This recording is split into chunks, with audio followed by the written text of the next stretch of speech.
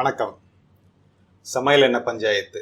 ஆமாங்க, எது பெஸ்ட்டு சமையல் என்ன, எது ஹெல்த்தியான சமையல் என்னன்னு கேட்டால் cardiologist, doctors, health experts, YouTube எக்ஸ்பர்ட்ஸ்னு சொல்லிட்டு ஆளாளுக்கு ஒன்று சொல்கிறேன். Sunflower oil, olive oil, rice bran oil, தேங்காய் எண்ணெய், கடல் எண்ணெய் அப்படின்னு நிறைய எண்ணெய் பேரை சொல்கிறாங்க. இது எப்படி இருக்குன்னா, ஐபிஎல் டோர்னமெண்ட் ஆரம்பித்தா மக்கள் கோஷ்டி சேர்ந்துக்கிட்டு சிஎஸ்கே தான் பெஸ்ட்டு, ஆர்சிபி தான் பெஸ்ட்டு, மும்பை தான் பெஸ்ட்டுன்னு குதிப்பாங்கல்ல, அதே மாதிரி தாங்க இங்கேயும் ஒரே அடிதடி. ஹெல்த்தியான எண்ணெயை சாப்பிட்லன்னா உடல் பருமன் அதிகமாகுது, சர்க்கரை வியாதி, உயர் ரத்த அழுத்தம், இதய நோய்கள்னு சொல்லிட்டு நிறைய வியாதிகள் வர்றதுக்கு வாய்ப்பு இருக்குது. ஸோ வாங்க அலசி ஆராய்ஞ்செல்லாம் எது ஹெல்த்தியான எண்ணெய், எந்த எண்ணெயில் சமையல் செய்கிறது அப்படின்ட்டு. என்னோட பேர் doctor Puthan Rajaratnam. Welcome to my YouTube channel. சமையல் எண்ணெயில் இருக்கிறதும் முழுசும் கொழுப்பு சக்தி. அந்த கொழுப்பை பற்றி பேசிக் டீட்டெயில்ஸை முதல்ல பார்த்துடலாம் வாங்க. கொழுப்பை பற்றி சொல்லப்பட்ட பொய்கள். 30-40 வருஷமாக கொழுப்பை சாப்பிட்றதுனால தான் உடல் பருமன் அதிகரிக்குது, மற்ற நோய்கள் வருதுன்னு சொல்லி ஃபேட்டை வில்லன் ஆக்கிட்டாங்க, நம்மளை முட்டாளாக்கிட்டாங்க. ஆனால் இப்போ தான் தெரிஞ்சிருக்கு, கொழுப்பை சாப்பிட்றதுனால உடல் பருமன் அதிகரிக்கிறது இல்லை, கார்போஹைட்ரேட்ஸ் அதாவது அரிசி, கோதுமை இந்த மாதிரி உணவு வகைகள் சாப்பிட்றதுனால தான் உடல் பருமன் அதிகரிக்குது, மற்ற நோய்களும் வருதுன்னு கண்டுபிடிச்சிருக்காங்க. ஸோ உண்மையான வில்லன் கார்போஹைட்ரேட்ஸ், ஃபேட் இல்லை. நம்ம உணவில் 30-35% ஆரோக்கியமான கொழுப்பை சேர்த்திக்கிறது ரொம்ப முக்கியம். கொழுப்பு ஃபேட்டை நம்ம உடம்புல நிறைய முக்கியமான வேலைகளை செய்யுது. ஒன்று, ஹார்மோன்ஸ் இந்த கொழுப்புலேருந்து தான் வருது. ஹார்மோன்ஸ் நம்ம பாடி நார்மலாக ஃபங்க்ஷன் ஆகிறதுக்கு ரொம்ப முக்கியம். இரண்டாவது, vitamins and mineral. Vitamin D கொலஸ்ட்ரால்லேருந்து தான் அந்த விட்டமின் டி, சூரிய ஒளியும் கொலஸ்ட்ராலும் சேர்ந்து தான் விட்டமின் டி ப்ரொடியூஸ் ஆகிறதுக்கு முக்கியமான காரணம். ஐந்தாவது, உணவோட டேஸ்ட்டுக்கு ஃபேட் ரொம்ப முக்கியம். ஆறாவது, இந்த ஆரோக்கியமான ஃபேட்டு ஆன்டி இன்ஃப்ளமேட்டரி, நிறைய கிரானிக் இன்ஃப்ளமேஷன், கிரானிக் டிசீசஸ் வராமல் தடுக்கிறதுக்கு இந்த ஃபேட் ரொம்ப முக்கியம். சரி, ஃபேட் எந்தெந்த உணவு வகைகள்லேருந்து நமக்கு கிடைக்குது? முட்டை, கறி வகைகள், mutton, fish, chicken, cheese, butter, dry fruits, nuts, இது கூட ஒரு குறிப்பிட்ட அளவு நம்ம சமையல் எண்ணெயிலேருந்து ஃபேட் கிடைக்குது. அந்த ஃபேட்டை ஆரோக்கியமாக இருக்கிற மாதிரி பார்த்துக்கிறது ரொம்ப முக்கியம். ஃபேட்டை பற்றி சில பேசிக் டீட்டெயில்ஸ் சிம்பிளாக புரிகிற மாதிரி சொல்கிறேன். இது ஸ்கிப் பண்ணாமல் பாருங்கள். இது புரிஞ்சால் தான் உங்களுக்கு அதுக்கப்புறம் நம்ம அனலைஸ் பண்ணும் போது என்னென்ன பேசுகிறோம் அப்படின்றது புரியும். கார்போஹைட்ரேட்ஸ் சின்ன சின்ன குளுக்கோஸ் மாலிகுல்ஸ்னால் ஆன மாதிரி, ப்ரோட்டீன்ஸ் சின்ன சின்ன அமினோ ஆசிட்ஸ் மாலிகுல்ஸ்னால் ஆன மாதிரி, ஃபேட்டு சின்ன சின்ன ஃபேட்டி ஆசிட்ஸால் ஆனது. இந்த ஃபேட்டி ஆசிட்ஸை ரெண்டாக பிரிக்கலாம்: saturated fatty acids and unsaturated fatty acids. இந்த அன்சாச்சுரேட்டட் ஃபேட்டி ஆசிட்ஸை ரெண்டாக பிரிக்கலாம்: mono unsaturated fatty acid and poly unsaturated fatty acids. அப்புறம் இந்த omega-3, omega-6 and omega-9 fatty ஆசிட்ஸை பற்றி தெரிஞ்சுக்கிறது முக்கியம். இந்த 3 ஃபேட்டி ஆசிட்ஸுமே உடல் நலத்துக்கு ரொம்ப முக்கியம். ஆனால் இந்த omega-6 என்ற ஃபேட்டி ஆசிட்ஸ் மட்டும் ஒரு அளவுக்கு மேலே அதிகமானால் அது இன்ஃப்ளமேஷனை காஸ் பண்ணும், நிறைய கிரானிக் டிசீசஸ் வர்றதுக்கு வாய்ப்பு இருக்குது. omega-3லையும் omega-9லையும் இந்த பிரச்சனை இல்லை. இன்னொன்று, ஸ்மோக் பாயிண்ட். இதையும் புரிஞ்சுக்கிறது ரொம்ப அவசியம். இது ஒன்றும் இல்லைங்க, எண்ணெயை சூடு பண்ணும் போது எந்த டெம்பரேச்சருக்கு மேலே அந்த எண்ணெய் டீக்ரேட், அதில் இருக்கிற ஃபேட்டி ஆசிட் மாலிகுல்லாம் டீக்ரேட் ஆகி ஸ்மோக் வருதோ அந்த டெம்பரேச்சர் தான் அந்த எண்ணெயோட ஸ்மோக் பாயிண்ட். இது எதுக்கு முக்கியம் அப்படின்னா, நம்ம எண்ணெயை அதிகமாக சூடு பண்ணுற மாதிரி சமையல் வேலைகளுக்கு யூஸ் பண்ணும் போது, உதாரணத்துக்கு டீப் ஃப்ரை அந்த மாதிரி பண்ணும் போது அந்த எண்ணெய் ஸ்டேபிளாக இருக்குமா இல்லையா அப்படின்னு தெரிஞ்சுக்கிறதுக்கு இந்த ஸ்மோக் பாயிண்ட் ரொம்ப முக்கியம். ப்ரீ மேட்ச் அனாலிசிஸ் போதும், வாங்க மேட்ச் ஆரம்பிக்கலாம். முதல் ரவுண்டு ரீஃபைன்டு வெஜிடபிள் ஆயில்ஸ்.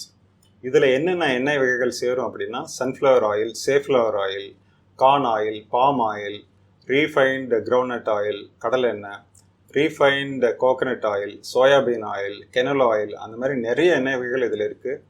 உலகத்தில் இருக்கிற 90% மக்கள் இந்த எண்ணெயை தான் சாப்பிட்றாங்க. இந்த எண்ணெய் ஆரோக்கியத்துக்கு ரொம்ப கேடானது. இது குப்பையில் போட வேண்டிய எண்ணெய். காரணம் என்னன்னு சொல்கிறவாங்க. காரணம் 1, இந்த எண்ணெய்கள் எல்லாமே ஃபேக்ட்ரிக்கு கொண்டு போய் ரீஃபைன் செய்யப்பட்டவை. அதாவது இந்த ப்ராசஸை RBD அப்படின்னு சொல்லுவாங்க, அதாவது refining, bleaching and deodorising. 260 degree centigrade வரைக்கும் ஹீட்டை யூஸ் பண்ணுவாங்க. அதுக்கப்புறம் ஹெக்ஸேன் போன்ற கெமிக்கலையும் யூஸ் பண்ணுவாங்க. ஹீட் பண்ணும் போது இந்த ஆயிலில் இருக்கிற நியூட்ரியன்ஸ் எல்லாம் போயிடும், ஸ்மெல்லு, டேஸ்ட் எல்லாம் போயிடும். கெமிக்கல்ஸ் யூஸ் பண்ணுறதுனால இது இன்ஃப்ளமேஷனுக்கு அதிகப்படுத்தும், நிறைய கிரானிக் டிசீசஸ் வர்றதுக்கு வாய்ப்பு இருக்குது. இதய நோய்கள் முதல் கேன்சர் வரை வர்றதுக்கு வாய்ப்பு இருக்குது இந்த ஆயிலை ரொம்ப நாள் தொடர்ந்து யூஸ் பண்ணால்.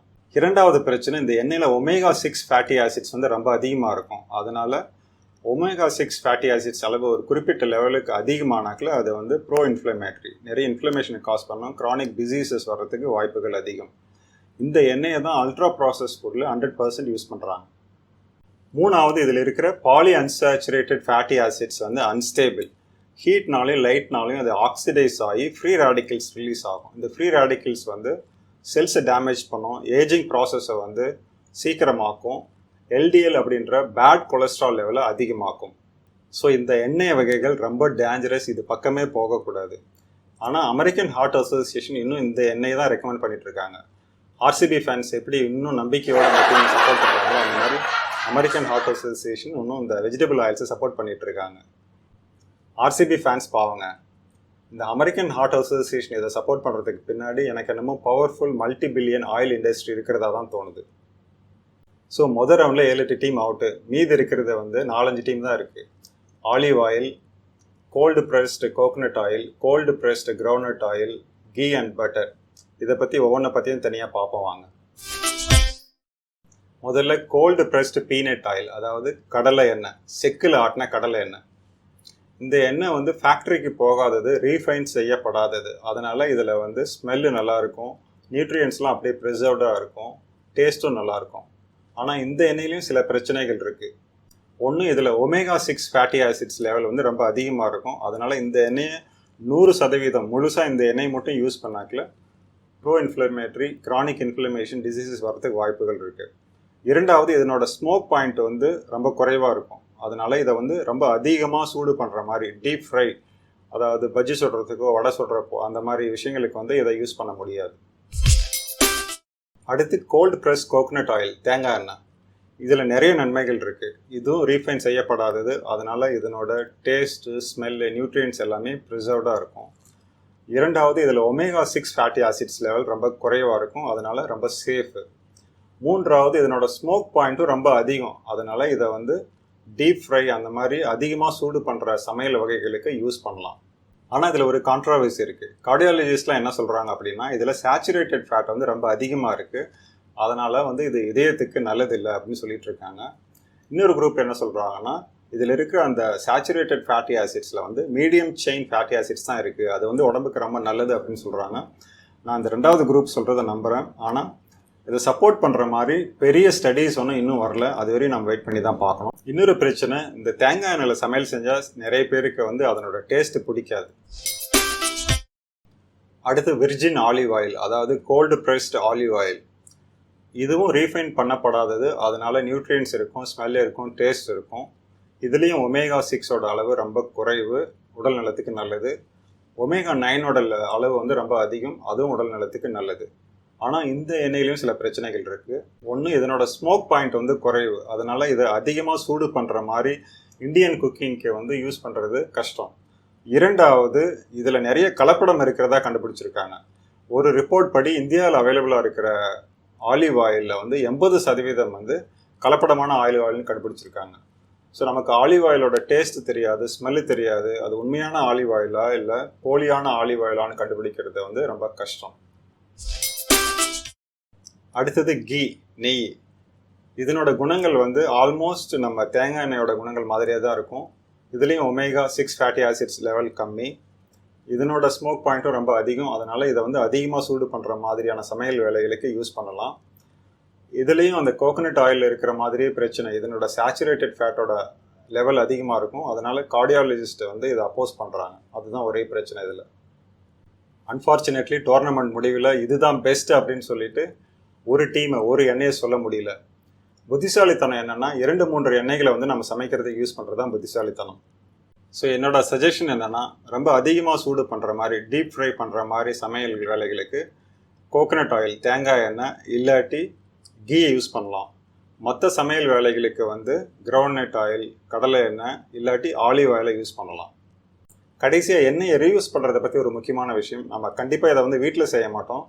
நம்ம ஒரு தரம் யூஸ் பண்ணிவிட்டு டிஸ்கார்ட் பண்ணிவிடுவோம். ஆனால் கடையில், அந்த ரோடோர கடையில் வடை சுடுறவங்க, பஜ்ஜி சுடுறவங்க, இல்லைனா ரெஸ்டாரண்ட்டில் வந்து எண்ணெயை மறுபடியும் பல தடவை ரீயூஸ் பண்ணுவாங்க, ரீஹீட் பண்ணிகிட்டே இருப்பாங்க. அப்போ என்ன ஆகும்னா அதில் கெமிக்கல்ஸ் ரிலீஸ் ஆகும். ஆல்டிஹைட், அக்ரோலின் இந்த மாதிரி கெமிக்கல்ஸ் ரிலீஸ் ஆகும். இதெல்லாம் வந்து கேன்சர் வர்றதுக்கு வழிவகுக்கும். இரண்டாவது, மறுபடியும் ஹீட் பண்ணும்போது அந்த எண்ணெயோட டிரான்ஸ் ஃபேட் லெவல் வந்து ரொம்ப அதிகரிக்கும். அது அதிகரிக்கும் போது அது இதய நோய்கள் வர்றதுக்கு வாய்ப்புகள் அதிகம். So take home message 1, fat villain கிடையாது. 30-35% ஹெல்த்தியான ஃபேட் வந்து உடல் நலத்துக்கு முக்கியம்.